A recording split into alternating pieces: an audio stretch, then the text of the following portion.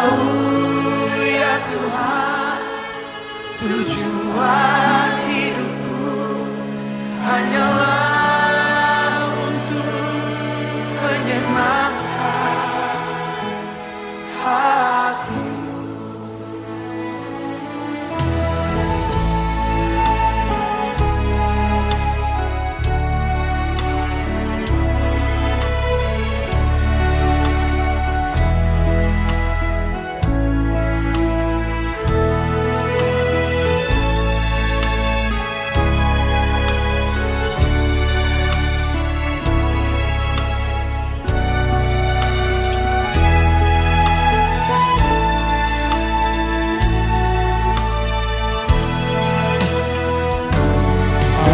Mengasihi Engkau Yesus dengan segenap hatiku.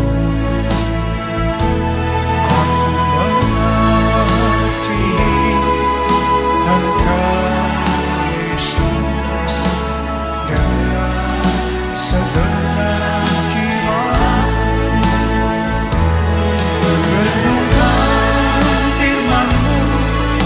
Siang dan malam ku pegang perintah-Mu dan ku lakukan. Kau tahu ya Tuhan, tujuan hidupku hanyalah untuk menyenangkan hati-Mu.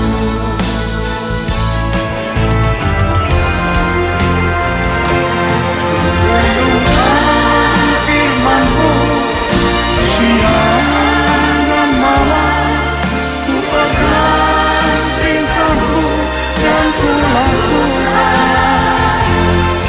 Kau tahu ya Tuhan, tujuan hidupku hanyalah untuk menyenangkan. Kau tahu ya Tuhan, tujuan hidupku hanyalah untuk menyenangkan hati-Mu. Menyenangkan hati-Mu, menyenangkan hati-Mu.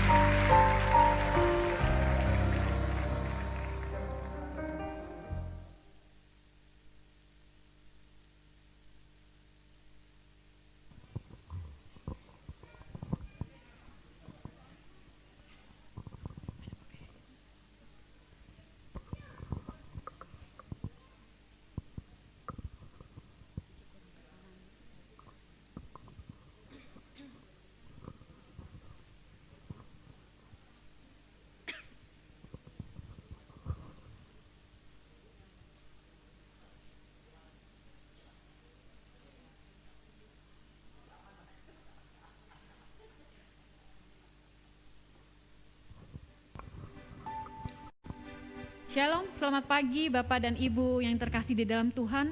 Merupakan suatu anugerah yang besar kalau pagi ini kita masih dikasih kesempatan oleh Tuhan untuk datang ke hadirat-Nya, memuji dan membesarkan nama-Nya. Terlebih hari ini adalah hari yang khusus di mana Tuhan telah bangkit untuk menebus dosa kita, mengalahkan maut dan memberikan kehidupan buat kita. Amin. Ada sukacita pagi ini saudara, yang di atas maupun di bawah. Oke, kita akan masuk ke hadirat Tuhan dengan suatu pujian oleh kuasa darah-Mu.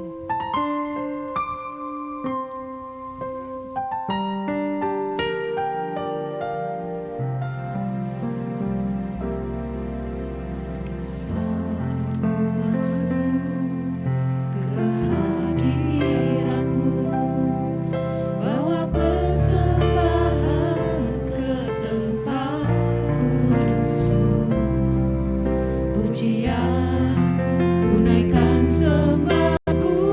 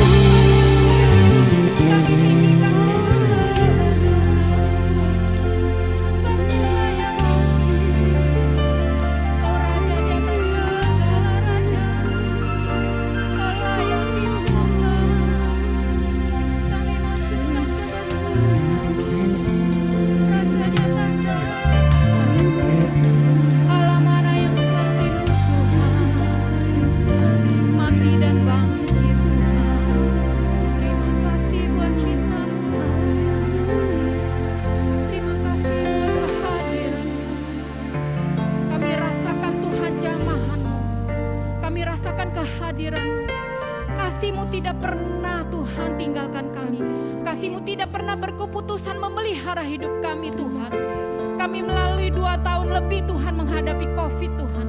Namun kami melihat kasih-Mu yang luar biasa Tuhan, tidak pernah berhenti menyertai setiap langkah kami. Pagi ini kami datang dengan hati yang mengucap syukur Tuhan. Berapa banyak Tuhan kerabat kami yang sudah Tuhan panggil.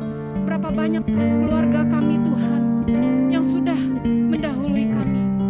Namun Tuhan, kami bersyukur kalau pagi ini Tuhan kami punya tubuh yang sehat. Kami punya Tuhan hati yang mau datang kepadamu. Bukan karena kuat gagah kami, namun semuanya terjadi hanya karena kasih dan anugerah-Mu. Hanya oleh anugerah-Mu Tuhan kami ada sebagaimana kami ada pagi ini Tuhan. Sebab itu Tuhan, hati kami tak henti-hentinya mengucap syukur kepadamu. Sebab Kau layak. Kau layak terima hormat, terima pujian dan kemuliaan daripada kami Tuhan. Karya-Mu terlalu besar di dalam hidup kami Tuhan. Layak kami puji, layak kami sembah. Kita naikkan pujian, karya terbesar yang Tuhan sudah nyatakan di dalam hidup kita. Mari datang kepadanya anak-anak Tuhan dengan hati yang menyembah, dengan hati yang sungguh-sungguh. Karena Tuhan terlebih dahulu mati dan bangkit untuk menyelamatkan kita semua. Haleluya. Terima kasih. Karya terbesar dalam hidupku, pengorbananmu yang selamatkanku. Engkaulah harta yang tak ternilai, yang ku miliki dan ku hargai. Yesus, Engkau ku kagumi.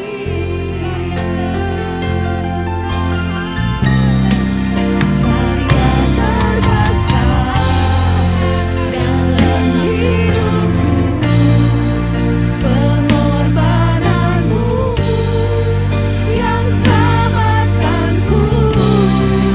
Engkaulah harta yang tak ternilai, yang ku miliki dan ku hargai.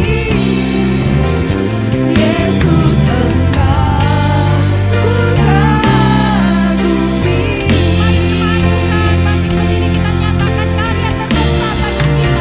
Karya terbesar. Kita bangkit berdiri, kita naikkan pujian dengan sungguh. Kita datang ke hadirat Tuhan. Kita angkat tangan kita, kita nyatakan karya yang terbesar yang Tuhan beri buat kita. Haleluya. Engkaulah harta yang tak ternilai, yang ku miliki dan ku hargai.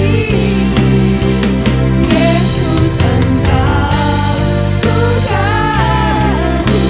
Katakan karya terbesar. Haleluya. Terima kasih Tuhan buat cinta-Mu. Dalam hidupku, pengorbananmu yang selamatkanku. Engkaulah harta yang tak ternilai, yang ku miliki dan ku hargai. Yesus, Engkau ku kagumi. Yesus, Engkau ku kagumi. Yesus, Engkau ku kagumi.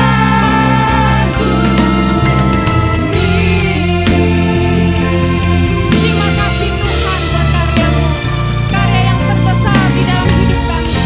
Pengorbanan-Mu Tuhan yang begitu besar. Manusia mana Tuhan yang mau mengorbankan hidupnya bagi kami Tuhan? Harusnya kami yang tergantung di kayu salib itu. Karena dosa kami Tuhan, Engkau tebus. Engkau memberikan kehidupan dan harapan buat kami Tuhan. Kami mengucap syukur tak henti-hentinya Tuhan. Karena Engkau terlebih dahulu mengasihi kami, memilih kami sejak kami di dalam kandungan. Engkau mati, bahkan hari ini Engkau bangkit mengalahkan maut. Tuhan, terima kasih Tuhan. Kami bersyukur buat cinta-Mu. Kami bersyukur buat kasih-Mu yang tidak berkesudahan di dalam hidup kami Tuhan. Bapa, bawalah hati kami Tuhan untuk sungguh-sungguh di dalam Engkau, sehingga kami mampu mengasihi-Mu dengan segenap hati, segenap jiwa kami, segenap pikiran kami, dan segenap akal budi kami, sehingga kami juga mampu mengasihi sesama kami seperti yang Tuhan perintahkan, supaya hidup kami menjadi berkat dan nama Tuhan dipermuliakan. Pagi ini Tuhan, kami siapkan hati kami bersuka cita di dalam Engkau Tuhan. Kami rindu bersorak-sorai untuk memperingati Tuhan hari kebangkitan-Mu ya Bapa. Kami bersyukur Tuhan, karena Tuhan Engkau begitu baik dan luar biasa Tuhan. Kami siap Tuhan untuk memuji membesarkan nama-Mu. Hanya di dalam nama Yesus kami buka Tuhan ibadah kami. Kiranya Tuhan sendiri yang memimpin kami dengan Roh Kudus-Mu dari awal hingga pada akhirnya Tuhan. Biarlah segala pujian, hormat dan kemuliaan bagi nama Tuhan. Terima kasih Bapa. Demi nama Yesus kami sudah berdoa. Kami siap memuliakan Tuhan. Haleluya. Amin. Jemaat silakan duduk. Kita akan naikkan suatu pujian bagi Tuhan pagi hari ini. Ada berapa banyak saudara yang datang dengan hati yang bersyukur hari ini? Pagi saya mau lihat. Ada berapa banyak? Amin. Terima kasih, kita bersyukur ya. Di tengah-tengah COVID Tuhan memelihara kita. Kita punya kesempatan hari ini, kita punya hati dan kita punya fisik yang sehat sehingga kita bisa datang ke hadirat Tuhan pagi ini. Mari kita naikkan syukur pada Tuhan pagi ini.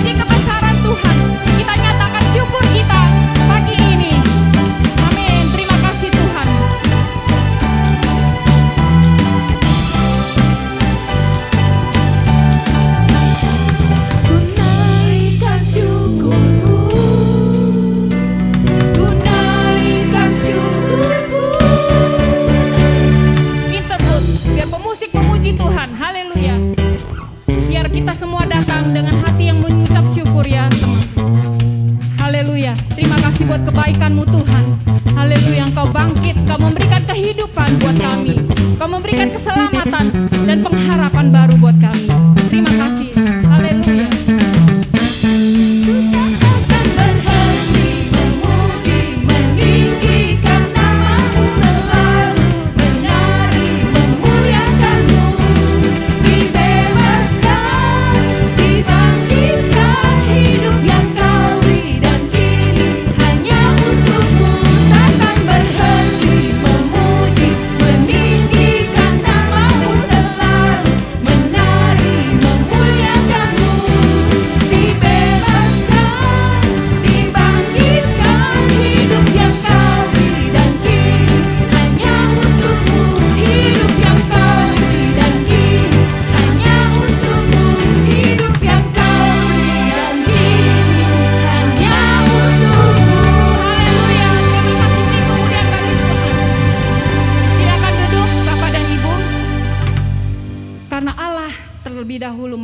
bangkit buat kita.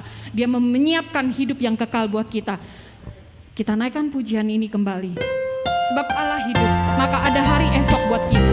Haleluya. Anak Allah, Yesus namanya, menyembuhkan, menyucikan, bahkan mati, tebus dosaku, kubur kosong membuktikan bahwa Dia hidup. Amin.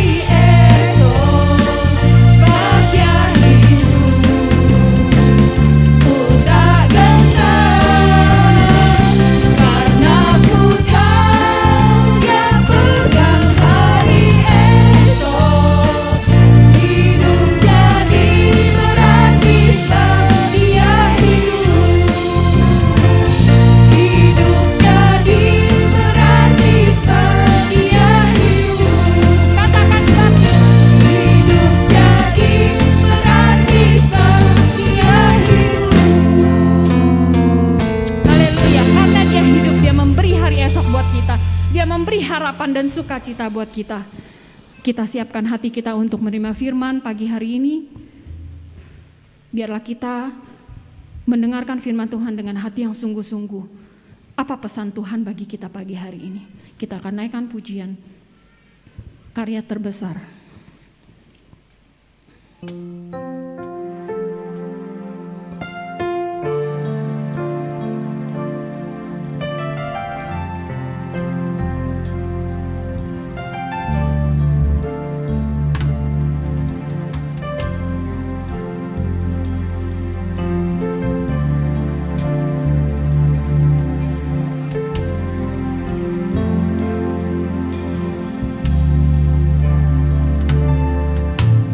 Kasih yang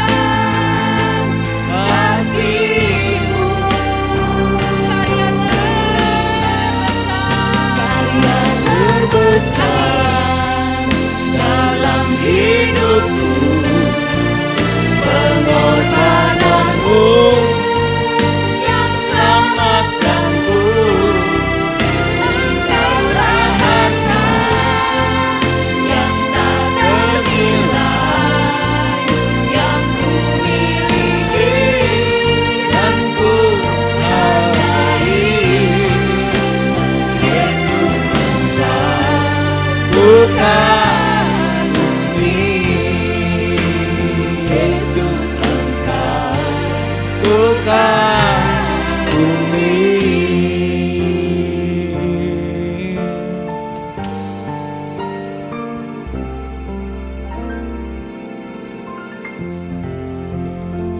Hari ini seluruh dunia kembali mengingat keperkasaan kedahsyatan Tuhan. Hari ini pengharapan kami tidak menjadi sia-sia. Harapan setiap orang percaya yang sudah ditebus tidak hanya bisa mati untuk selama-lamanya, namun bangkit dari kematian. Mari Tuhan perjelas agar kami memahami dengan benar, sehingga pengharapan kami makin menjadi nyata. Berkati kami jemaat Tuhan yang berada di lantai 2, lantai 1, mengikuti live streaming atau mendengar ibadah di YouTube. Tuhan berkati kami, mampukan kami untuk mengerti apa yang kami dengar, supaya kami mudah mentaatinya. Dalam nama Yesus Tuhan kami berdoa. Amin. Shalom saudara. Selamat Paskah. Untuk yang di YouTube atau live streaming, ada gangguan sedikit dari internet kita sejak minggu kemarin Bapak Ibu. Jadi kalau agak sedikit terlambat, mohon dimaklumi. Memang beruntung saudara yang bisa ibadah tetap muka ya, si Tuhan. Hari ini ibadah dihadiri oleh cucu saya. Oleh cucu saya. Dedek diam ya dek. Oke. Kebangkitan satu lagi dari momen sangat penting ya dalam kekristenan. Selain kematian, kebangkitan Yesus begitu hebat, inti dari kepercayaan kita Bapak Ibu. Dengan kebangkitan ini harusnya kita tidak pernah takut lagi akan kematian. Itu enggak ada amin. Saya lihat muka saudara sih takut dengan kematian. Saya juga masih agak sedikit gentar. Bukan karena kematian yang menakutkan saya, karena kematian tidak menyakitkan, tapi keterpisahan kita dengan orang-orang yang kita cintai, dengan anak, dengan cucu, dengan pasangan hidup, dengan teman-teman sahabat, enggak lagi akan terjadi. Dengan kata lain, dengan adanya kematian, maka seluruhnya akan berhenti. Nah, dengan adanya kebangkitan, kita diberi pengharapan akan jumpa dan kumpul kembali. Ini merupakan inti kepercayaan Kristen. Dan ini pengharapan kita yang sangat terpenting. Di tengah-tengah peristiwa kebangkitan tentunya orang-orang yang beragama lain bertanya ini. Yesus itu siapa sebetulnya? Yesus itu siapa? Dia manusia, dia nabi, atau dia Tuhan? Kapan Yesus itu manusia dianggap sebagai Tuhan?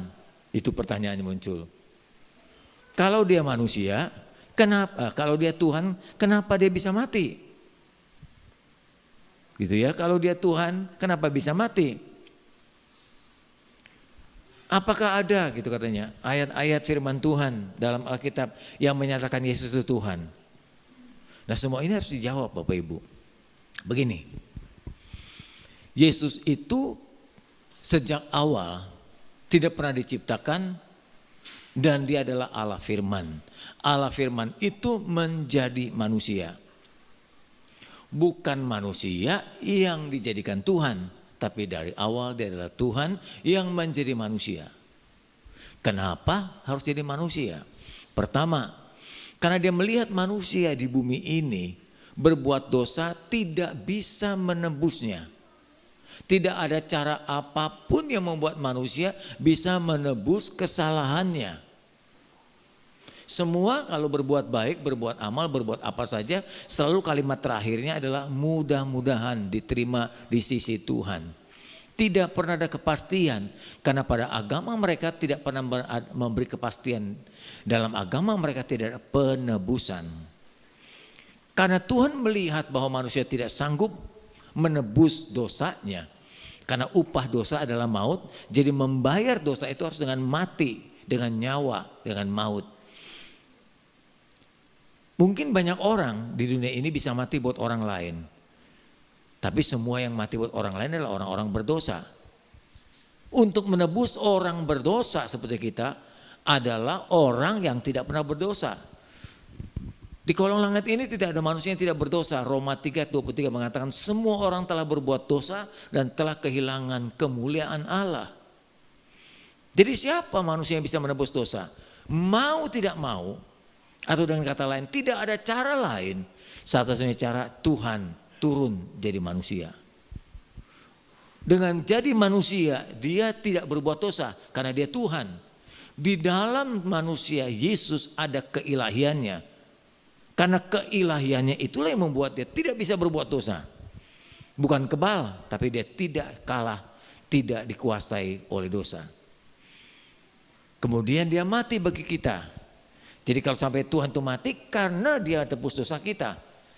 Itu merupakan proses, itu merupakan sebuah peraturan atau itu langkahnya, itu aturan mainnya. Untuk menebus kesalahan kita, maka Yesus yang ada manusia Allah harus mati bagi kita. Karena dia bukan hanya manusia biasa, dia adalah Allah, maka hari ketiga, bukan 3 hari, hari ketiga dari Jumat dari siksa, Sabtu ada dalam kubur, Minggu pagi dia bangkit dari kematian. Dia bangkit dari kematian dan itu sekaligus menunjukkan bahwa Yesus adalah Tuhan. Adalah Tuhan. Dalam berbagai agama banyak orang menyebut Tuhan, tapi Tuhannya tidak jelas. Tidak jelas. Allah yang akbar, Allah yang besar, Allah yang maha kuasa, tapi enggak pernah menunjukkan dirinya kepada manusia. Di dalam Yesuslah Allah itu jadi jelas. Ibrani mengatakan wujud Allah yang paling jelas dapat kita ketahui adalah Yesus. Adalah Yesus. Orang tanya Allah yang akbar, Allah yang tinggal di surga, Allah yang maha besar, Allah yang dahsyat. Seperti apa Allah itu? Enggak tahu mereka. Jangan-jangan itu cuma cerita orang, jangan-jangan itu cuma bahasa iman. Tapi di dalam Yesus Allah itu langsung mewujudkan dirinya. Selain dia menebus, dia menunjukkan dirinya. Akulah Allahmu dan penebusmu. Kebangkitannya sekali lagi, sekaligus memperlengkapi penebusannya. Dia adalah Allah. Jadi kalau tema hari ini berjudul mengapa Yesus dapat bangkit dari kematian? Jawabannya jelas, sebab Dia Tuhan. Karena Dia Tuhanlah kita menjadi percaya. Karena Dia Tuhanlah maka kita mempertuhankan Dia. Saudaraku, sekali lagi banyak orang bisa mati. Selain Yesus mau mati, tapi banyak orang juga bisa mati. Cuma sayang mereka yang mau mati adalah orang-orang berdosa. Sementara Yesus yang mau mati bagi kita adalah orang yang tak berdosa. Yuni tolong bantu screen-nya.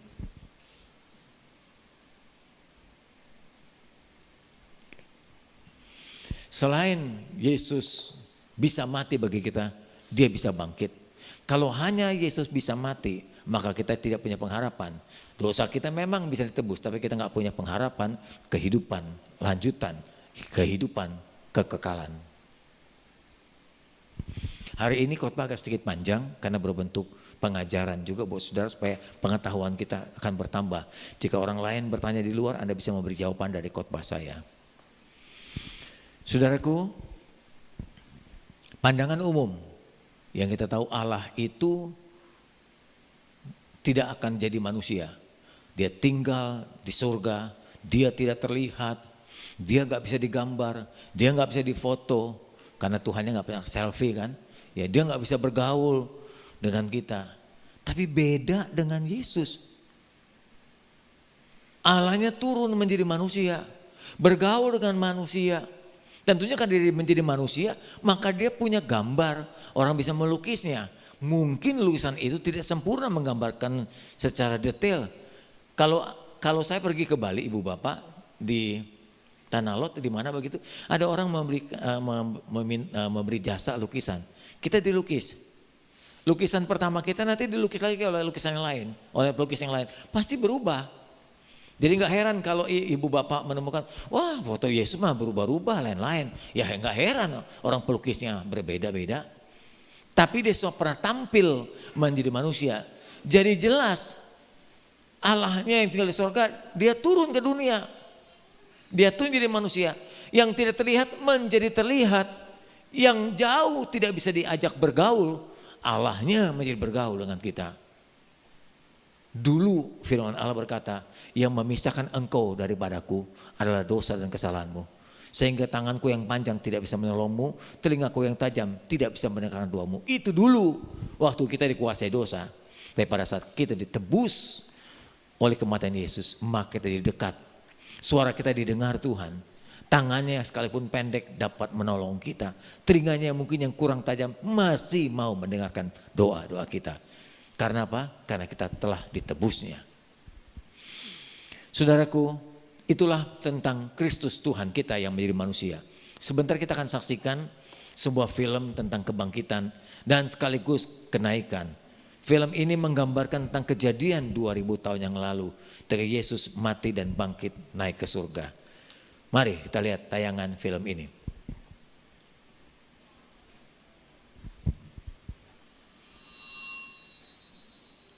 Ketika murid-murid Tuhan termasuk Maria Magdalena datang ke kubur Yesus untuk memberikan minyak dan rempah-rempah. Itu kebiasaan orang Yahudi begitu. Mereka menemukan kesulitan untuk mengangkat batu. Tapi siapa tadi batu itu?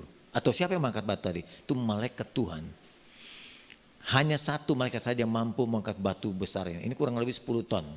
Kita kebetulan sudah pergi ke sana melihat batunya. Untuk mengangkat ini mendorong butuh 10 orang.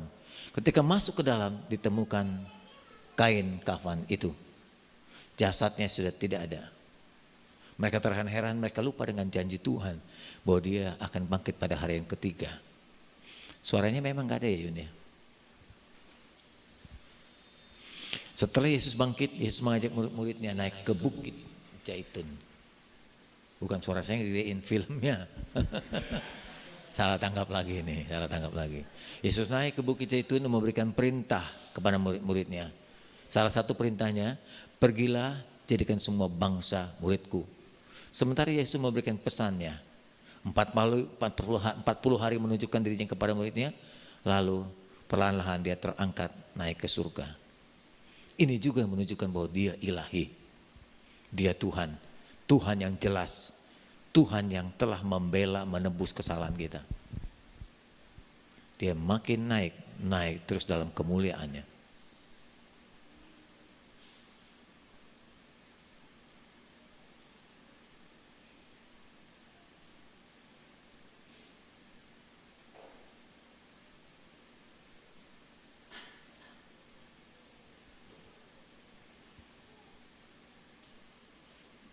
Naik ke bukit lalu terus ke surga. Dan dia berjanji, sebagaimana aku datang, sebagaimana aku pergi, aku akan datang kembali pada kedatangannya kedua kali. Di hari terakhir, di hari kiamat. Nanti kita singgung soal itu Bapak Ibu. Lanjutkan. Sayang suaranya tidak ada, jadi bayarannya separuh. Ini sekali lagi buat pekerja, sebelum ditayangkan dicoba dulu berulang-ulang supaya tidak ada error terjadi terus-menerus. Baik, kita lanjutkan. Kita akan baca berita tentang kebangkitan dalam 1 Korintus 15 ayat 4 sampai 8. Yesus telah dikuburkan, ia telah dibangkitkan pada hari ketiga sesuai dengan kitab suci. Bahwa ia telah menampakkan diri, bukan cuma kata orang, dia tunjukkan dirinya. Makanya dibutuh waktu 40 hari sebelum naik ke surga. Dia menunjukkan pertama kepada Kefas, kepada 12 muridnya. Lalu dia menampakkan diri lagi kepada 500 orang-orang percaya. Sekaligus kebanyakan dari mereka pada saat kitab ini ditulis, mereka masih hidup sampai sekarang. Tapi beberapa di antara mereka telah meninggal. Selanjutnya dia menampakkan diri lagi kepada Yakobus, kepada semua rasul. Dan pada paling akhir, ia menampakkan dirinya kepada Paulus. Ya, kepadaku juga, seperti aku itu anak paling belakang. Itu kurang lebih pernyataannya. Ini berita tentang kebangkitan. Sekarang lihat prosesnya.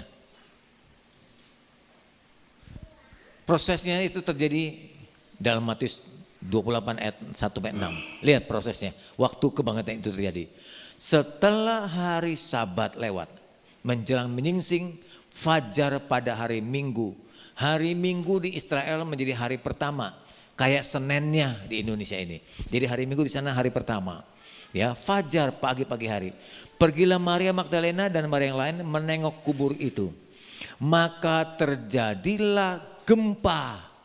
Jadi tidak Yesus keluar dari kuburan, perlahan tadi gempa besar sekaligus menggulingkan batu itu.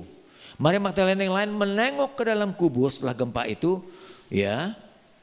Dan karena malaikat Tuhan turun dari langit menggoyang atau menggulingkan batu itu dan duduk di atasnya. Wajahnya, jadi masih ada di kubur itu, wajahnya bagaikan kilat, pakaiannya putih bagaikan salju. Dan penjaga, kok ada penjaga? Ternyata begini, waktu Yesus dikuburkan ada banyak isu bahwa Yesus akan bangkit. Nah, khawatirnya menurut tentara Romawi dan orang Farisi, Yesus tidak bangkit, mayatnya dicuri. Untuk itu ditutup dengan batu besar, dikasih metrei Romawi. Lalu dijaga oleh tentara Romawi sehingga tidak boleh mencuri mayat Tuhan. Agar tidak terjadi hoax, tidak terjadi pembohongan. Namun yang terjadi adalah malaikat turun, penjaga-penjaga itu, tentara-tentara itu gentar ketakutan dan menjadi seperti orang-orang mati karena pucatnya. Tetapi malaikat Tuhan itu berkata kepada perempuan-perempuan yang datang ke kubur itu, janganlah kamu takut, sebab aku tahu kamu mencari Yesus yang disalibkan itu. Ia tidak ada lagi di sini sebab ia telah bangkit. Sama seperti yang telah dikatakan dijanjikannya. Mari, lihatlah tempat ia berbaring, hanya tinggal kain kafan. Itu kejadiannya, itu peristiwanya. Disampaikan oleh Matius. Kalau begitu siapa Yesus ini? Begitu banyak peristiwa ajaib dilakukannya. Dia Tuhan, kita mesti buktikan. Jangan hanya percaya, kita harus buktikan. Enggak jalan-jalan ini, buktinya enggak jalan-jalan ini. Ini kerjaannya, ayo. Baik. Kalau dia Tuhan, tidak pernah ada satu ayat pun katanya dalam Alkitab mengatakan dia Tuhan. Saya akan berikan kepada saudara sebagai bukti betapa banyaknya perkataan Tuhan. Saya cuma ambil bebagian saja yang menurut saya penting.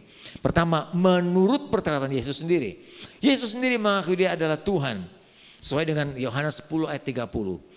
Aku dan Allah, aku dan Bapa itu satu. Jadi kalau engkau mengatakan Allah, akulah Allah itu. Aku menyatu dengan Bapa. Kalau Anda tahu tentang Tritunggal, Bapa, Allah, ya Allah Bapa, Allah Anak Yesus, Allah Roh Kudus itu menyatu. Jadi bukan tiga, satu Allah kita di dalam tiga pribadi. Kok begitu? Karena adanya proyek penebusan, maka Allah telah membagi begitu dirinya. Harus ada yang bertugas mati, harus ada yang bertugas membangkitkan dan seterusnya. Aku dan Bapa itu satu. Jadi kalau Bapa Allah, aku pun sama adalah Allah. Yohanes 13 ayat 13. Kamu menyebut aku guru dan Tuhan. Katamu itu tepat kata Yesus kepada muridnya. Sebab memang akulah guru dan Tuhan itu. Berikutnya dalam Yohanes 17:21. Supaya mereka semua menjadi satu, sama seperti engkau ya Bapa, ya Allah, di dalam aku dan aku di dalam engkau, agar mereka juga di dalam kita, supaya dunia jadi percaya bahwa engkaulah yang telah mengutus aku. Engkau dalam aku dalam engkau, menjadi satu sama seperti ayat yang di atas. Yang keempat pernyataan Yesus, Yohanes 14 ayat 6, akulah jalan, kebenaran dan kehidupan. Kalau bukan Allah, mana mungkin dia jadi jalan ke sorga? Mana mungkin tidak ada kesalahan? Mana mungkin bisa ada kebangkitan dan kehidupan? Tak ada seorang pun akan datang kepada Allah kalau tidak melalui aku. Jadi Allah dan aku adalah sama saja. Lalu pernyataan selain dirinya, Alkitab dan orang lain yang mengatakan Yesus itu Tuhan. Pertama, dalam Matius 1:18 Alkitab menuliskan, waktu Maria mengandung Yesus, Alkitab mengatakan ternyata ia mengandung Roh Kudus. Al-Quran juga mengatakan hal yang sama. Maryam itu mengandung Roh Allah, Roh Ilahi. Sebelum Maria hidup sebagai suami istri dengan Yusuf, sebelum, bahkan sudah dalam kandungannya. Kedua, dalam Lukas 1:3 jawab malaikat itu, Roh Kudus akan turun ke atasmu, kuasa Allah yang maha tinggi menaungi engkau Maria, sebab itu anak yang kau kelahirkan nanti itu akan disebut kudus, anak Allah. Anak Allah berarti Allah beranak, bukan hanya sebutan kedekatan. Anak Allah, anak kunci, anak sungai. Bukan berarti sungai dan kunci beranak. Tapi kedekatan anak kunci dengan gemboknya. Kedekatan antara sungai dengan cabangnya. Begitulah kedekatan Allah dengan Yesus. Dalam Yohanes 1 ayat 1. Dalam filsafat Yohanes mengatakan pada mulanya sebelum segala sesuatu ada. Dia ada, yaitu firman. Dan firman itu bersama dengan Allah. Firman itu sendiri adalah Allah. Jelas kalau begitu. Dan makin jelas lagi firman itu menjadi manusia. Makin terlihat jelas. Dan sudah ada di antara kita Yesus Kristus. Yohanes 1 Yohanes 5 ayat 20. Akan tetapi kita tahu bahwa anak Allah telah datang. Dan telah mengaruniakan pengertian kepada kita. Supaya kita mengenal Allah yang benar. Kita ada di dalam yang benar. Di dalam anak Yesus Kristus. Dia adalah Allah. Kalimatnya jelas. Yang benar dan hidup yang kekal. Yohanes mengatakan begitu. Lalu Paulus mengatakan lagi yang lain. Namun bagi kita hanya ada satu Allah saja, yaitu Bapa, yang daripadanya segala sesuatu berasal. Dan untuk dia kita hidup. Dan satu Tuhan saja, yaitu Yesus Kristus. Dan olehnya segala sesuatu diciptakan dan yang karena dia kita dapat hidup. Jadi jelaslah Yesus itu adalah Tuhan. Stefanus menyampaikan juga ketuhanannya Allah. Waktu Stefanus dirajam batu, mereka melempari Stefanus dengan batu dan berdoa katanya, ya Tuhan Yesus. Dia nggak bilang ya Tuhan, ya Rasul, ya Nabi gitu. Enggak, dia bilang ya Tuhan, terimalah rohku. Yang pantas diserahkan roh manusia adalah kepada Tuhan. Sambil berlutut ia berseru nyaring, Tuhan, janganlah tanggungan dosa ini kepada mereka. Dengan perkataan itu meninggallah dia. Tuhan disampaikan itu. Lalu Yohanes mengatakan lagi kemudian ia berkata kepada Thomas yang menyebutkan, taruhlah Thomas jarimu di sini, di telapak tanganku, ulurkan tanganmu dan cucukkan ke dalam lambungku juga. Supaya jangan sampai engkau tidak menjadi percaya lagi, melainkan percaya. Thomas menjawabnya, ya Tuhanku, ya Allahku. Jadi kalau begitu banyak sekali ayat-ayat Alkitab yang menyebutkan dia adalah Tuhan. Terima kasih. Digerakkan Roh Kudus ya.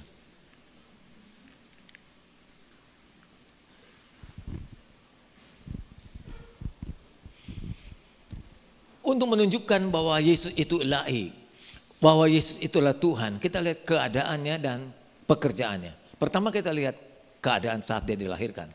Tidak ada seorang pun dilahirkan pertama dinubuatkan lebih dahulu. Kapan nubuatnya? Ribuan tahun sebelum Yesus lahir. Nabi-nabi telah menyampaikan akan datangnya Mesias Juru Selamat. Sampai datangnya Roh Kudus itu ke dalam rahim Maria dilahirkan di kandang Bethlehem itu. Bukan hanya itu, ada bintang turun. Bukan cuma bintang besar, bintangnya turun. Ya, tidak terlalu jauh mengikuti, menuntun orang Majus sampai kepada sebuah palungan atau tempat kandang di mana Yesus lahirkan. Sampai di situ bintang itu berhenti. Bukankah menakjubkan saat Yesus dilahirkan?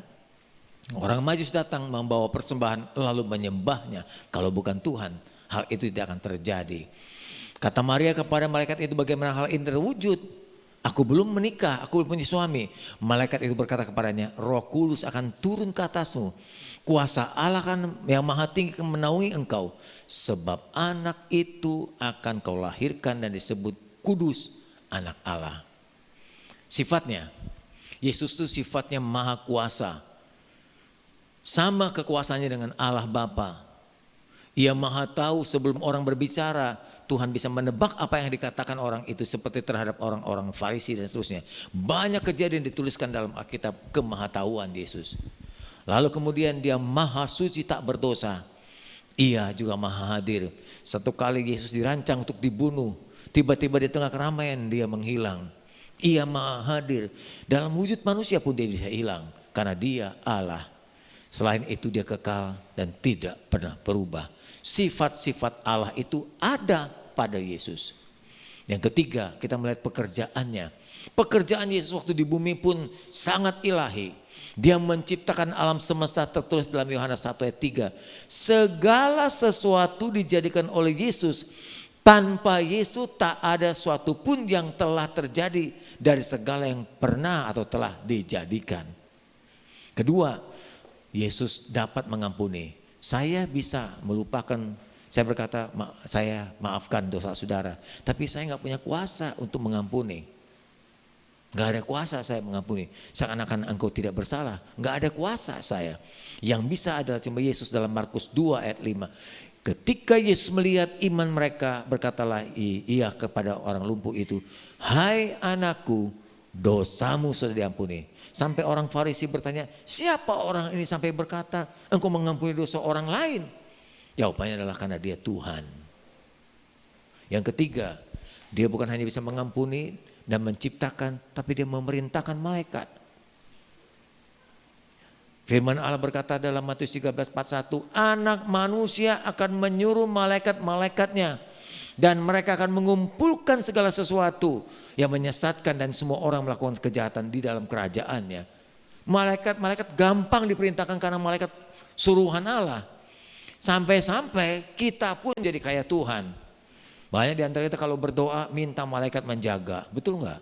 Tuhan tolong jagai rumah kami. Pagari pintu kami ya Tuhan, rumah kami ini banyak maling, banyak rampok. Tolong kirim 2 malaikat di gerbang, 2 di pintu, 2 di belakang. Jangan lupa di atas juga dan lain-lain, kan nyuruh kita. Kita yang nyuruh ya, amin. Iya kayak bos aja kita. Yang benar gimana sih kalau berdoa? Dia nggak gitu-gitu amat lah. Kayak hebat banget kalau berdoa, aku kirimkan malaikat untuk menjagaimu. Nggak usah begitu. Tuhan, tolong lindungi kami. Anugerah mulai membuat kami bisa terjaga dan terlindungi. Bangunkan kami dengan tubuh yang sehat bagi Tuhan. Haleluya, amin. Nah maka sepanjang malam Tuhan tuh akan jaga kita. Apalagi kalau kita capek, Tuhan tolong bangun kami dengan tubuh yang bugar. Nah sepanjang malam Tuhan mejitin kita terus gitu. Tubuhnya bugar. Tuhan kayak satpam, Tuhan kayak tukang pijit, Tuhan akan nyuci pakaian dosa kita. Jangan nyuruh mulu bisanya kita. Hanya Tuhan yang melakukan perintah seperti itu. Lanjut. Dia bisa memperbaharui segalanya. Wahyu 21 ayat 5. Ia duduk di atas takhta itu dan berkata, aku menjadikan segala sesuatu jadi baru. Hebat. Aku juga bisa menjadikan sesuatu jadi terbalik. Aku juga menjadikan sesuatu jadi berubah. Sebagai kesaksian. Satu kali saya punya sahabat baik sejak SMA sampai sekarang masih bersahabat. Sudah 43 tahun kita bersahabat. Satu kali dia kena masalah dari perusahaan, dia percetakan sablon. Kena saingan. Ternyata saingannya itu memberikan harga lebih murah di bawah dia. Ya, di bawah dia 3 kali lipat. Bukan di atas tapi di bawah. Dia 10 perak jadi 3 perak. Percetakan gitu.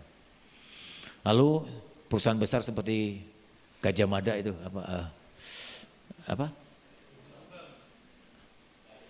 Gajah Tunggal, Gajah Mada kok. Gajah Tunggal. Gajah Tunggal kan depannya sebelahnya Gajah Mada. Dia bilang Gajah Tunggal menyetop saya. Menyetop saya karena saya harganya lebih tinggi. Bahkan sempat dimarahi. Nah, selama ini kamu memberikan harga saya yang mahal ya. Ini saingan 3 perak. 1/3 dari hargamu. Kalau engkau tidak bisa jelaskan, hentikan.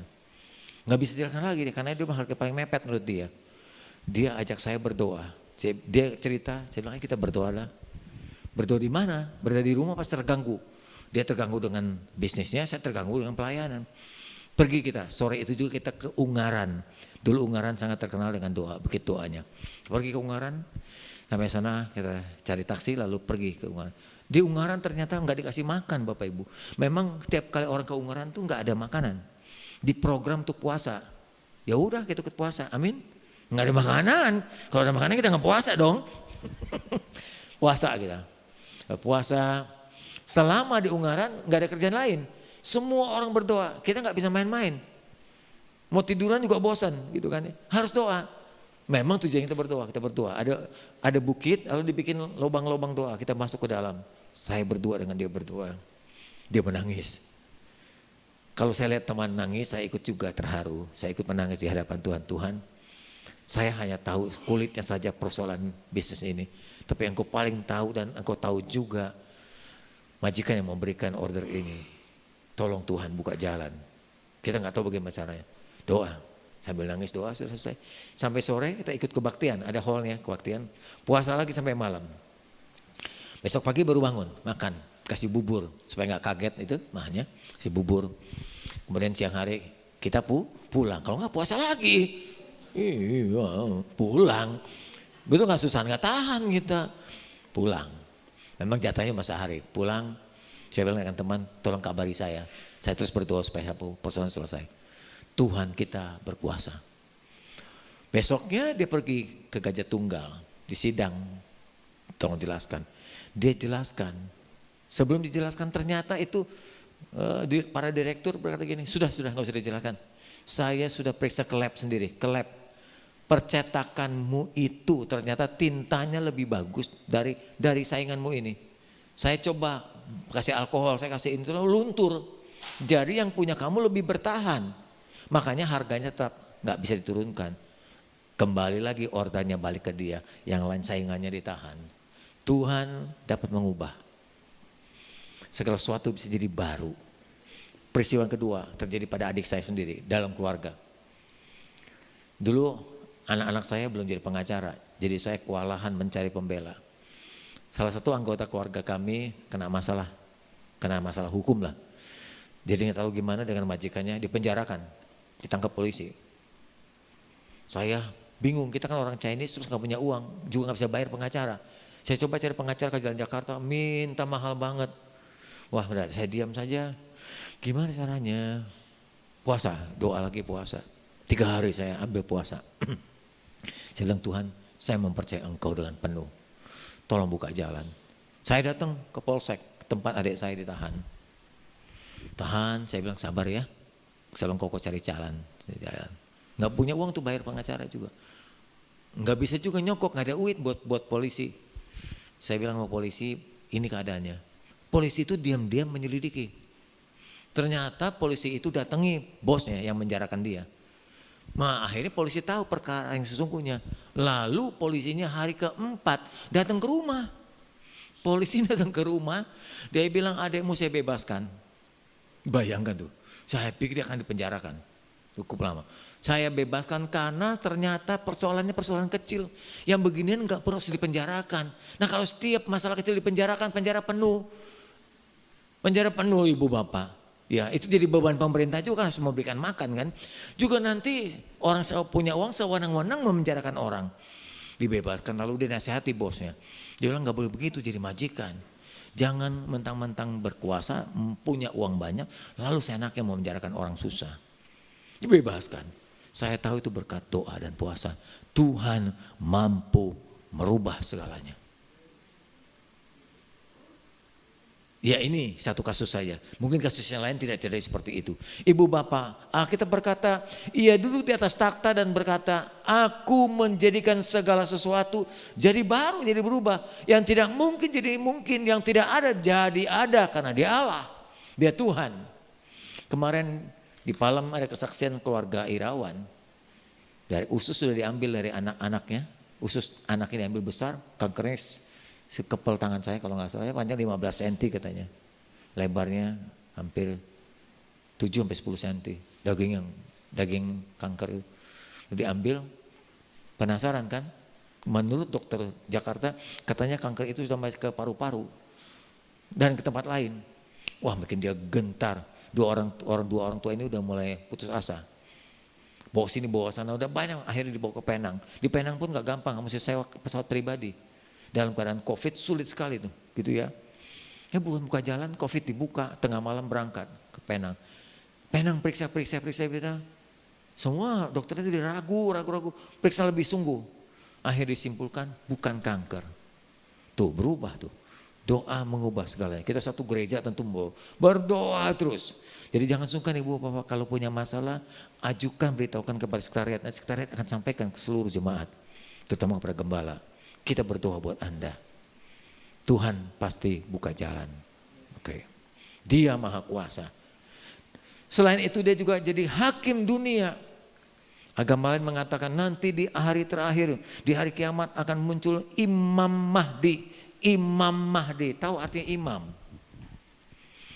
Di Israel, kalau ibu bapak perhatikan itu bait Allah, yang melakukan pengorbanan bakar domba jantan itu imam. Yang datang ke ruang paling belakang menemui Allah di bait suci itu adalah imam besar. Tugasnya apa imam? Imam itu ada di tengah. Tugasnya menyampaikan sesuatu kepada Allah dan menyampaikan sesuatu kepada umatnya manusia. Jadi imam itu menjadi jembatan.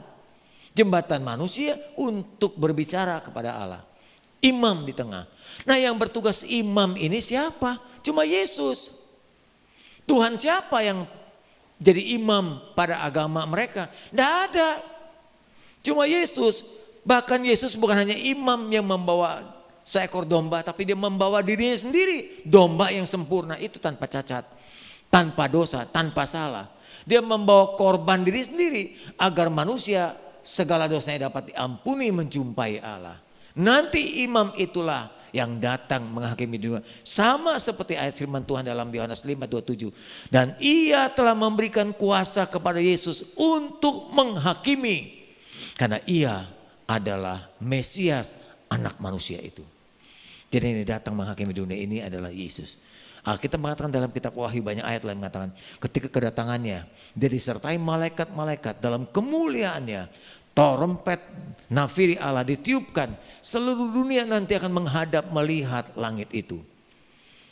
Nanti seluruh dunia akan melihat turunnya anak Allah sebagai hakim dunia ini. Ya, sudah itu akan menghakimi dunia, menghakimi kuasa setan dan kemudian mendirikan kerajaan 1000 tahun di bumi ini.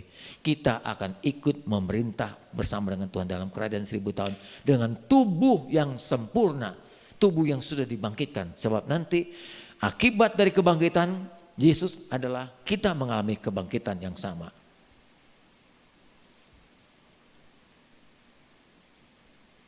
Selain dia mengubah sesuatu menjadi baru dan tidak menjadi ada kuasa ilahi yang lain, yaitu setan pun tunduk kepada Yesus.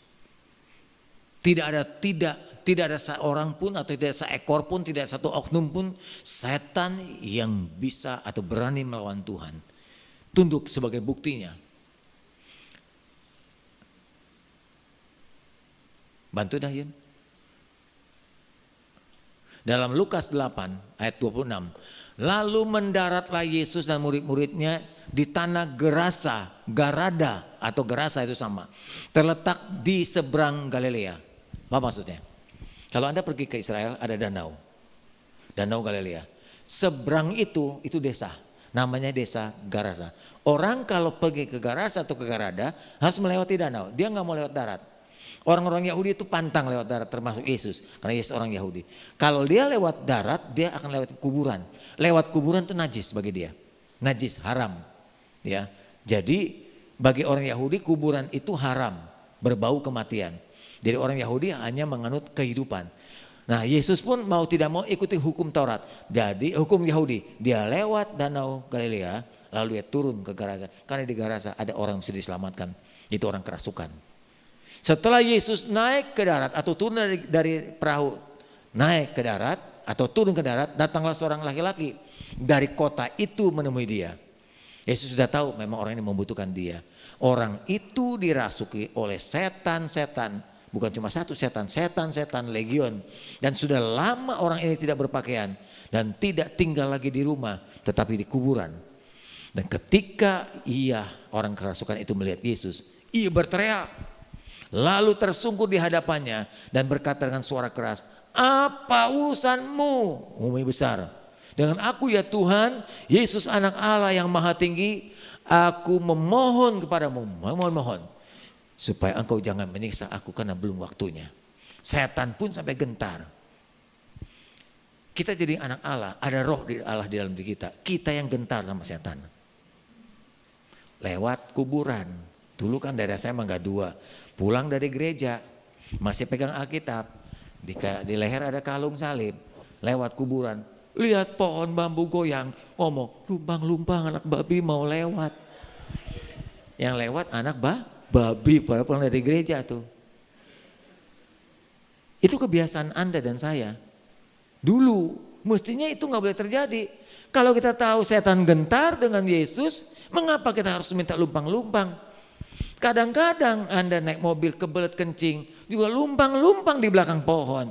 Anak babi mau kencing. Jadi sekarang saya tahu pohon itu yang depan dan belakang dari mana. Tahu saya sekarang. Kalau lihat pohon, ini depannya pohon nih. Terus ke belakang, ini belakangnya pohon nih. Kenapa? Belakang pohon bau kencing. Karena kalau orang kencing pasti di belakang pohon. Ngomongin di depan pohon karena kelihatan orang. Mestinya ini nggak boleh terjadi. Ibu-ibu hamil juga punya kebiasaan. Kasih peniti, di peniti ada jahe, ada kunyit. Ada apa lagi? Tomat, terus apa lagi? Terasi. Nyambel. Dengan begitu katanya kita bisa dapat permisi dari setan. Mestinya terbalik. Saya juga ingin katakan bahwa orang Kristen yang sungguh atau yang benar, orang Kristen ini di dalamnya ada Roh Kudus, itu nggak mungkin bisa kesurupan. Nggak mungkin bisa kesurupan. Bagaimana mungkin bisa kesurupan? Orang di dalam ada Roh Tuhan, di dalam ada Roh Allah.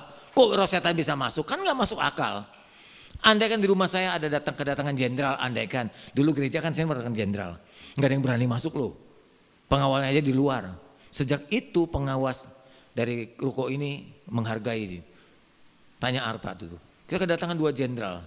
Satu dari Montolalu, satu lagi dari Pak apa itu tuh. Yang beri kesaksian itu. Kalau udah masuk kopral, apalagi hansip, nggak berani masuk, nunggu di luar. Kalau ada Yesus di dalam kita, mana mungkin kuntilanak, setan masuk ke dalam? Enggak. Seingat saya dulu Angel pulang retreat, Angel anak saya pulang retreat, teman-temannya kesurupan di Untar, sore menjelang sore. Mestinya ada beberapa hari mereka retreat, ya camping itu, karena kesurupan pulang di tengah acara, pulang dibawa ke Untar. Di Untar, waduh, sepanjang jalan di mobil semua kesurupan, hampir semuanya. Di dalam ruangan juga kacau ibu bapak. Mereka coba panggil ini gitu. Terus kemudian Angel telepon saya, papa, teman-teman kesurupan, gitu. Ya saya datang, saya bilang minta izin didoakan. Dia doain tumpang tangannya, selesai semua. Mereka tuh dari siang sampai sore enggak selesai. Terus begitu, ini udah sembuh, balik lagi gitu. Selalu begitu. Kita datang karena kita membawa nama Yesus. Sembuh, itu mah gampang kok, enggak susah. Dan ini bukan yang pertama kali pengalaman saya mengusir setan. Banyak, ngusir setan, ngusir istri, berkali-kali kan. Ibu bapak sering nih begini, ngusir pasangan, alah yalah. Ngusir setan lebih gampang daripada ngusir pasangan. Nggak, saya bercanda aja ibu bapak. Jadi harusnya nggak ada orang Kristen kesurupan. Juga mesti saya katakan tidak ada orang Kristen dapat diguna-guna. Firman Allah mengatakan, ya, guna-guna tidak mempan terhadap umat Allah. Nggak mungkin, mestinya kena. Karena di dalam kita ada roh yang lebih besar. Yang melakukan guna-guna, yang melakukan terlalu segala macam, itu kan kuasa gelap. Mana mungkin kuasa gelap dapat melawan Tuhan. Mana mungkin kuasa gelap bisa masuk ke dalam tubuh yang sama sementara ada roh Tuhan di dalamnya. Kecuali rumahmu kosong. Lukas mengatakan kalau sudah dibersihkan, diusir kuasa setan, lalu rumahmu tidak terisi oleh roh Allah, maka roh itu akan balik kembali. Pernah baca ayat itu? Dan dia melihat rumahmu kosong, dia tidak akan datang sendiri, dia panggil teman-temannya, matilah kita. Tambah kacau. Sudah dibersihkan, kemudian tidak diundang roh Tuhan, lalu dibiarkan kosong, persekutuan kita dengan Tuhan gak ada, gak pernah berdoa, gak pernah dekat dengan Tuhan. Setan balik lagi, cari tempat untuk berlindung, tempat dia berteduh. Dia bilang ini rumahku dulu, kulihat masih kosong, masuk lagi. Setan itu kayak pemulung ibu bapak. Lihat tanah kosong dia bikin gubuk. Lama-lama ramai datangin semua temannya. Begitu kurang lebih.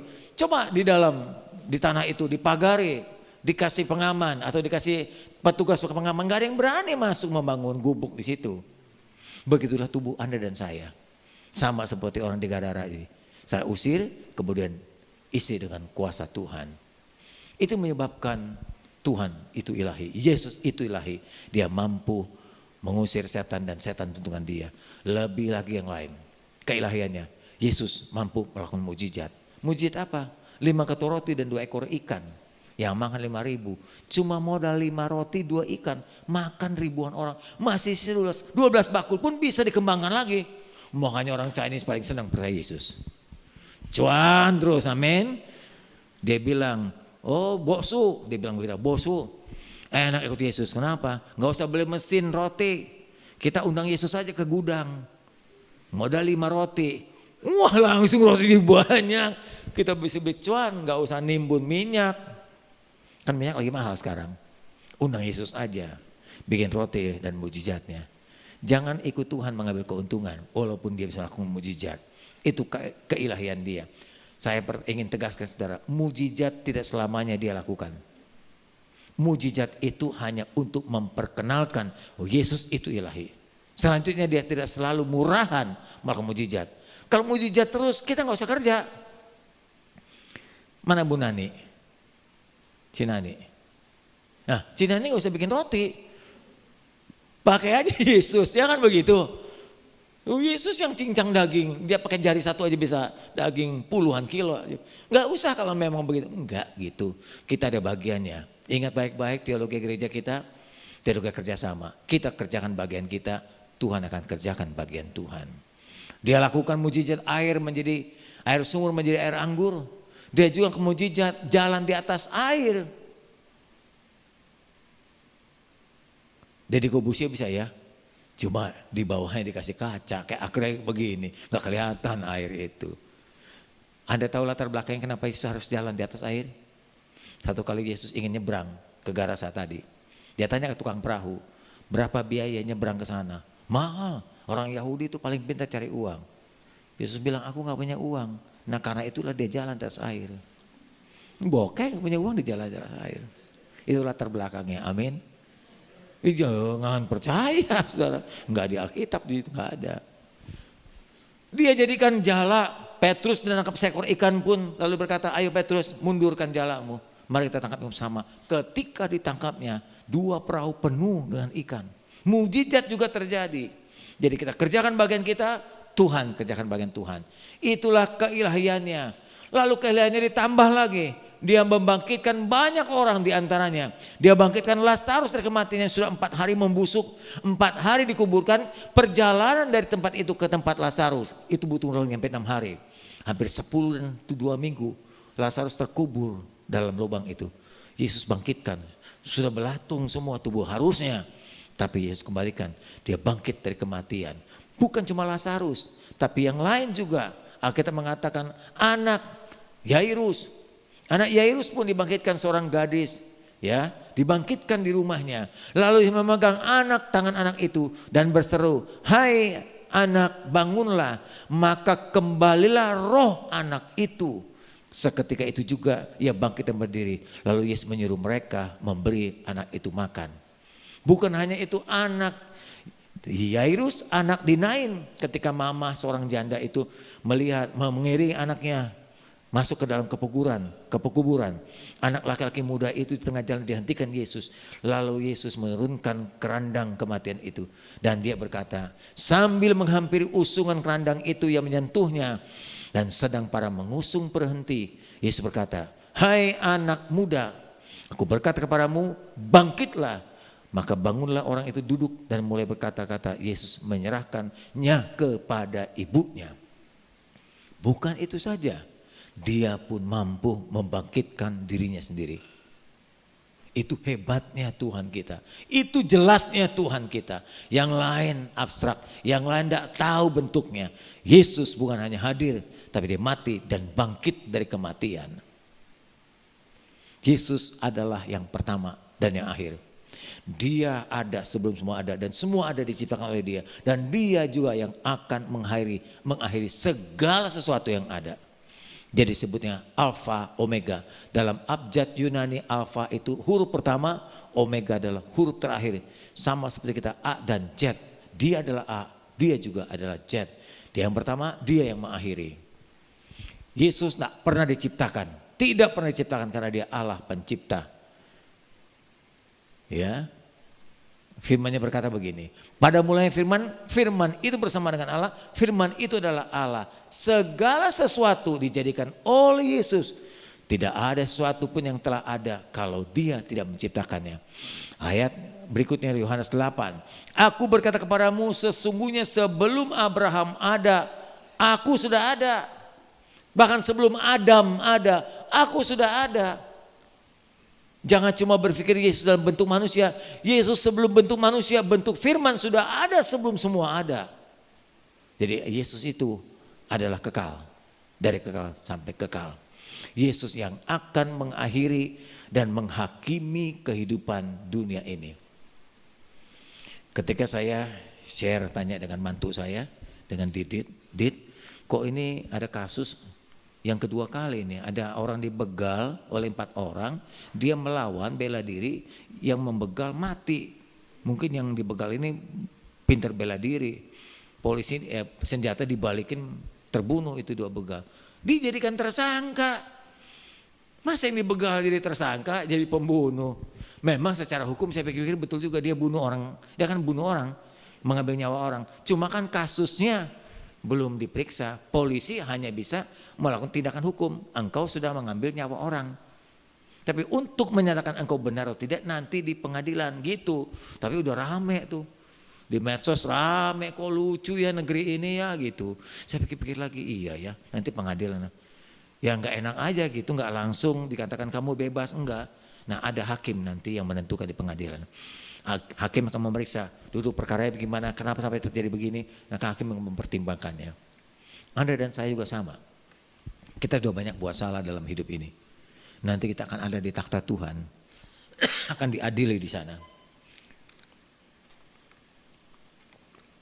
Kita akan ada di hadapan takhta meja putih Allah. Kita akan ada di takhta besar Tuhan. Seperti tertulis dalam kitab Wahyu pasal 20. Lalu kata Yohanes, aku melihat suatu takhta putih yang besar dan Dia Yesus yang duduk di atasnya jadi hakim. Nah, hakim menentukan dia salah atau tidak. Kita salah atau tidak. Di hadapannya, dari hadapannya lenyaplah bumi dan langit dan tidak ditemukan lagi tempatnya. Kalau saya baca ini, saya ingat film 212. Itu akhir zaman tuh, Kiamat 2012. Wah itu seru banget itu film. Bagus banget tekniknya itu ya. Bagaimana bumi direndam dengan tsunami yang besar. Tingginya 1.500 meter, bukan 30 meter, 1.500 meter ombak itu. Sampai Dalai Lama yang ada di bukit pun disapu bersih. Jadi Vatikan hancur, Dalai Lama hancur, ya apalagi rumah wihara hancur. Yang gak hancur cuma masjidnya ya. Nah kalau masjid hancur kan gak enak lagi. Hancur semua rumah ibadah. Tidak tempat yang aman di bumi ini. Hanya mereka yang masuk ke dalam kapal itu. Itu ceritanya itu kan. Ya, tapi itu pun tidak terjadi. Langit dan bumi akan lenyap. Saya membaca Alkitab, sebelum langit bumi akan lenyap terjadi pengangkatan. Rapture. Pengangkatan ini begini. Nanti pada saat Allah akan turun, maka Allah melakukan pengangkatan, pemilihan.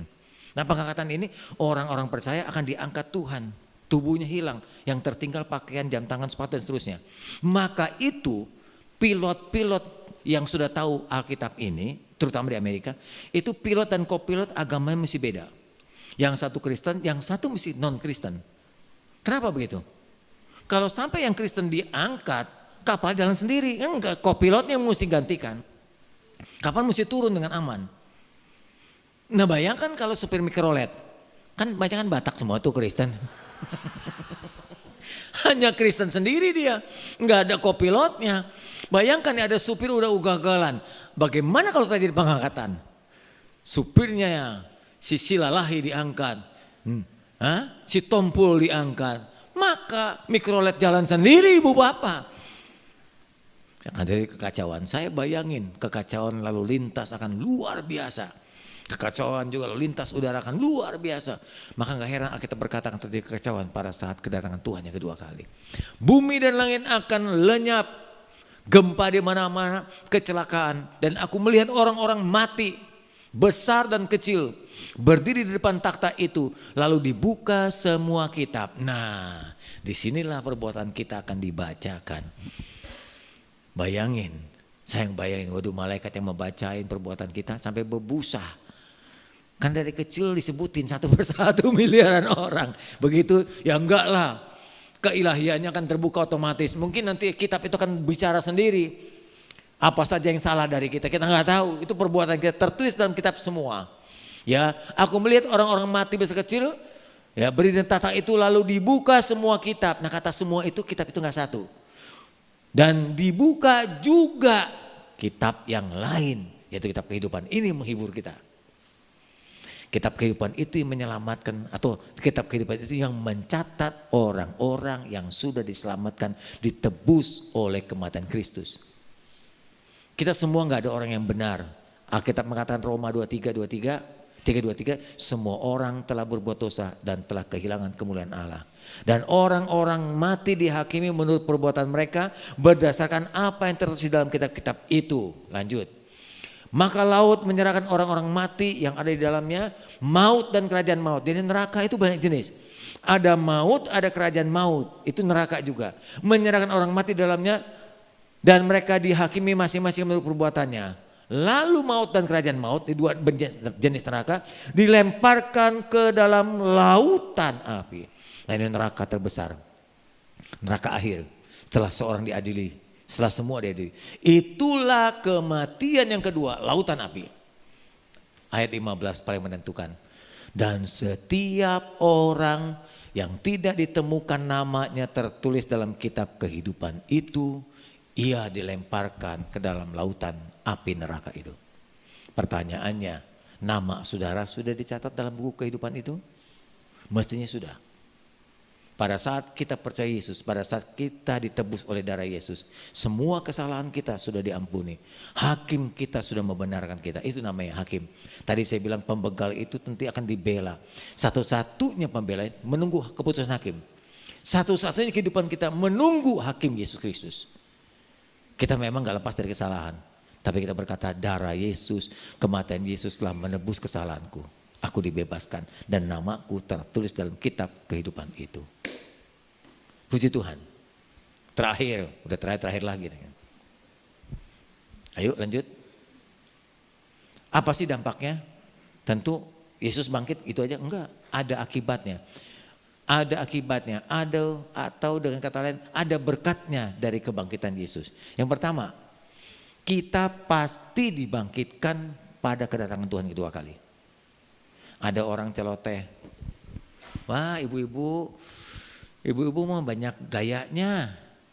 Sampai anak saya ngeledek ini, banyak wanita cantik sekarang. Hei para suami, jangan kaget ya, nanti kalau anak istri mau melahirkan mukanya berbeda dengan istrimu yang sekarang. Jangan anggap dia selingkuh. Ngerti gak maksudnya? Apa? Ngerti aja. Jadi kalau nanti istrimu melahirkan anak yang berbeda dengan istrimu, jangan anggap istrimu selingkuh. Kok mukanya beda gak kayak mamanya? Ternyata mamanya sudah operasi plastik. Terus kemudian anak saya ngejek yang besar ya. Nanti pada saat kedatangan Tuhan bilang ini siapa sih? Kok antara foto lahir sama yang sekarang beda? Nah bagaimana masuk surganya tuh? Gimana jawabnya coba? Ayo ibu-ibu yang sudah operasi plastik gimana jawabnya? Dilarang enggak? Ya enggak kalau menurut saya, tapi perlu ada penjelasan. Banyak hidung-hidung kita yang sudah enggak asli lagi. Anda pernah nonton Take Me Out? Take Me Out. Take Me Out ya betul ya? Yang di program TV itu, yang dipandu oleh Coki awalnya, Take Me Out kan. Itu semua wanita yang berjajar itu hampir 20 lebih itu hidungnya enggak asli semua. Udah dioperasi semua itu. Dagunya, ya, alis matanya segala macam. Olin paling ngerti dah tuh Olin. Jadi kalau anda mau robah ya tanya Olin dah. Dengan harga diskon. Lalu pertanyaannya nanti kalau kedatangan Tuhan gimana nih? Antara foto asli dengan wajah sekarang berbeda. Jawabannya gini Bapak Ibu. Jangan khawatir karena gembalanya itu anaknya dokter jadi gembalanya bela. Kalau sudah terjadi kebangkitan, kan tubuh kita yang lama dikubur. Mau yang asli hidungnya, mau yang palsu mulutnya, bibirnya, alisnya, nggak ada persoalan. Hancur bersama dengan tanah. hancur dengan tanah. Lalu dibangkitkan tubuh yang baru. Yang lama nggak bangkit lagi, tubuh yang baru. Yang baru kayak apa? Lebih bagus dari yang lama. Tuhan ciptakan sempurna. Jadi jangan khawatir, masih ada harapan. Saudara yang kurang cantik saat ini masih ada harapan nanti di bangkitan kedua.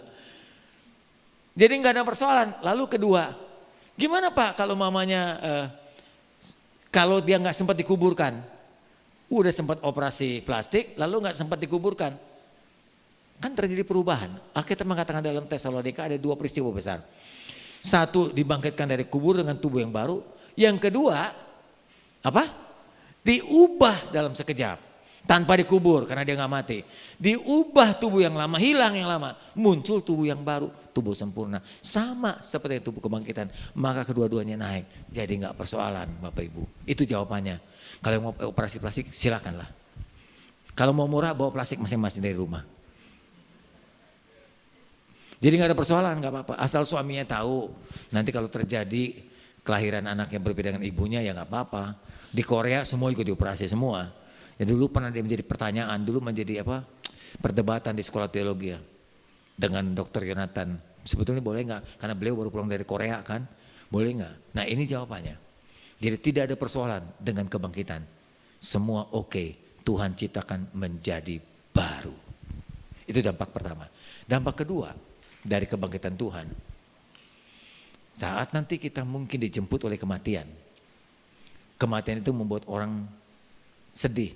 Kalau bisa orang menghindar dari kematian. Karena dengan kematian kita kehilangan orang yang kita cintai. Semua kegiatan-kegiatan yang indah yang kita kerjakan bersama-sama sudah gak terjadi lagi. Prestasi-prestasi apa saja kebiasaan rutin hidup kita yang baik-baik sudah gak terjadi lagi. Itu yang membuat kita menghindari kematian. Karena kematian menghentikan segalanya. Tapi dengan kebangkitan ini Alkitab berkata demikian. Ini penghiburan buat kita. Ayo Yun, bantu. Tesalonika, Wahyu dan Tesalonika. Berbahagialah dan kuduslah ia yang mendapat bagian dalam kebangkitan pertama tadi. Kematian kedua atau neraka tidak akan lagi berkuasa atasnya. Mereka akan menjadi imam-imam Allah dan mereka memerintah sebagai raja bersama-sama dengan Tuhan dalam kerajaan 1000 tahun. Sekarang Tesalonika. Tesalonika mengatakan begini Bapak Ibu. Mundur dikit. Oke. Selanjutnya kami tidak mau, saudara-saudaraku tidak tahu hal ini. Bahwa mereka yang meninggal, ya, atau kita yang ditinggal jangan berduka cita seperti orang tidak punya pengharapan. Kita punya pengharapan. Kalau kita percaya Yesus telah mati dan bangkit, maka kita percaya juga bahwa mereka yang telah meninggal di dalam Yesus akan dikumpulkan. Setelah dibangkitkan, dikumpulkan bersama dengan Allah. Dikumpulkan pertama dalam kerajaan 1000 tahun di bumi ini, dikumpulkan lagi dalam Yerusalem, langit dan bumi yang baru. Itu tempatnya. Ini kami katakan kepadamu dengan firman yang benar, yang hidup. Ya, kita sama sekali tidak akan ditinggal, tidak ada yang mendahului, tidak ada yang dulunya belakangan. Kita akan bersama-sama nanti. Sebab pada waktu tanda diberi, pada saat malaikat berseru sangkakala berbunyi, Tuhan sendiri yang turun ke bumi ini. Ya, dari sorga. Dan sesudah itu kita yang hidup, terjadi kebangkitan, lalu yang hidup masih tinggal diangkat bersama menyongsong awan di angkasa. Kita akan selama-lamanya bersama dengan Tuhan dengan tubuh yang baru itu. Itulah dampak dari kematian Tuhan. Ini pengharapan kita. Agama lain tidak punya pengharapan ini. Karena memang agama lain tidak punya penebus, tidak punya contoh kebangkitan kecuali dalam Yesus. Karena itu kita yang mesti memberitakannya. Kita yang harus memberitahukan kepada mereka bahwa terakhir Tuhan Yesus itu hidup. Tuhan Yesus itu nyata. Tuhan Yesus itu jelas. Tuhan Yesus itu benar. Tuhan Yesus itu maha kuasa dan hidup selama-lamanya. Saudara beruntung, saya beruntung. Dan masih banyak orang yang belum beruntung di luar sana. Tugas saudara memberitakannya. Mari kita tunduk kepala, kita berdoa. Bapa, terima kasih buat hari ini kabar baik yang kami dengar. Kami kembali dibangkitkan, diberikan semangat dan pengharapan. Mungkin kami tidak hidup beruntung menjadi orang kaya, kami hidup pas-pasan bahkan dalam kekurangan, namun di dalam Tuhan menjadi baru segala-galanya. Pengharapan selalu ada. Kami akan jalani hidup ini dengan semangat. Kami jalani hidup ini dengan rela hati, dengan iman, dengan kebenaran, dengan hidup suci dan benar. Kami tidak ingin melanggar sesuatu untuk mendapatkan kenyamanan hidup. Jaga hati dan hidup kami ya Tuhan. Sementara itu, mampukan kami memberitakan Injil kebenaran Tuhan ini kepada banyak orang yang belum beruntung mengenal Yesus sebagai Tuhan dan Juru Selamatnya. Dalam nama Yesus, kami sudah berdoa dan bersyukur. Amin.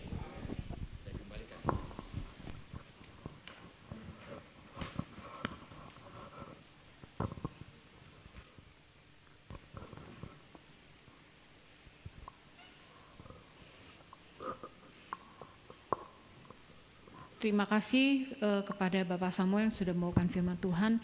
Biarlah firman yang kita dengar pagi ini boleh menjadi rema di dalam hidup kita. Kita bukan hanya menjadi pendengar, tapi kita boleh menjadi pelaku-pelaku firman. Ada amin saudara? Sekarang kita akan memberikan persembahan. Mari kita persiapkan hati kita, biar kita menabur penuh dengan sukacita. Kita kembalikan sedikit harta yang Tuhan titipkan pada kita. Sementara persembahan dijalankan, kita akan melihat multimedia. Saya persilahkan.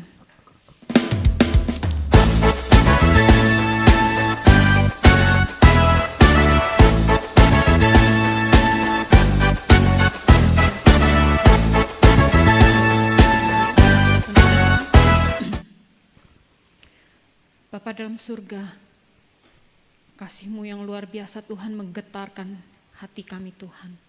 Betapa Engkau mengasihi kami. Kau rela mati dan bangkit ganti kami Tuhan. Saat ini Tuhan, kami memberi hati kami membawa persembahan kami. Biarlah persembahan ini Tuhan kami berikan dengan hati yang tulus. Kami menabur dengan penuh sukacita. Dan biarlah persembahan ini Tuhan boleh berguna bagi pekerjaan-Mu di muka bumi ini. Kami menabur hanya demi nama Tuhan Yesus, Juru Selamat kami yang hidup satu-satunya. Haleluya, amin. Multimedia, silakan.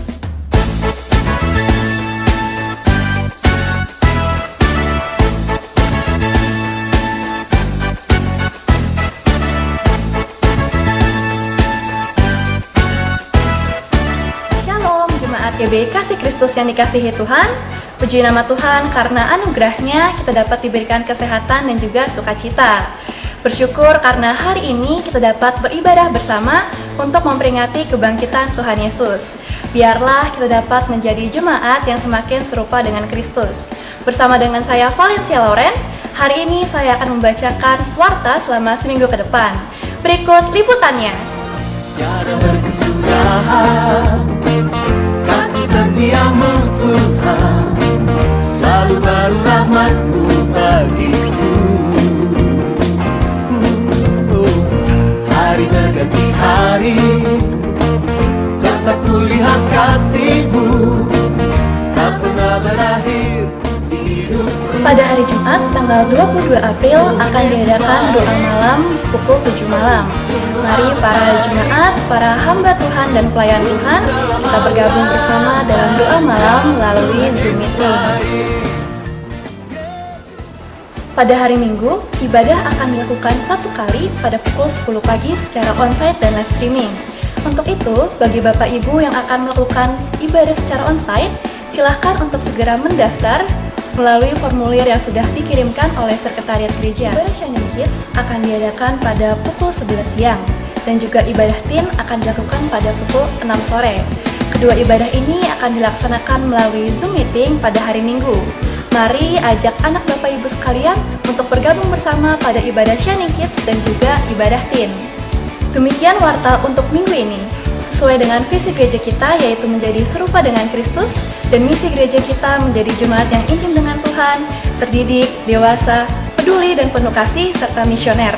Terima kasih Bapak Ibu sekalian karena telah mengikuti ibadah pada hari ini. Sampai berjumpa minggu depan. Tetap mengikuti protokol kesehatan. Selamat hari Minggu, Tuhan Yesus memberkati. Shalom.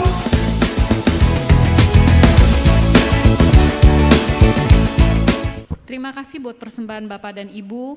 Kiranya Tuhan Yesus sendiri memberkati, dan kepada jemaat yang mengikuti ibadah ini secara online bisa memberikan persembahan di nomor yang tertera tadi ya. Tuhan Yesus memberkati.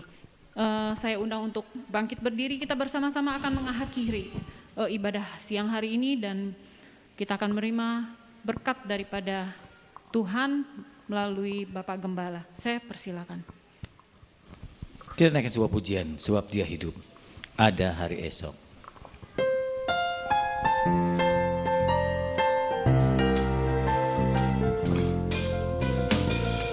Anak Allah, Yesus namanya, menyembuhkan, menyucikan, bahkan mati, tebus dosaku, kubur kosong membuktikan Dia hidup. Sebab Dia hidup, ada hari esok. Sebab Dia hidup, ku tak gentar, karena ku tahu Dia pegang hari esok. Hidup jadi berarti sebab Dia hidup. Melihat keadaan makin reda, saya berharap sekolah minggu akan dibuka kembali. Kita menunggu satu momen, yaitu Lebaran. Kalau Lebaran atau setelah Lebaran keadaan COVID reda, maka sekolah minggu boleh dibuka. Ya, kita menunggu momen ini. Harapan saya Lebaran tidak terjadi apa-apa. Dan sesudah Lebaran, rencananya tadi membuka tur ke Israel.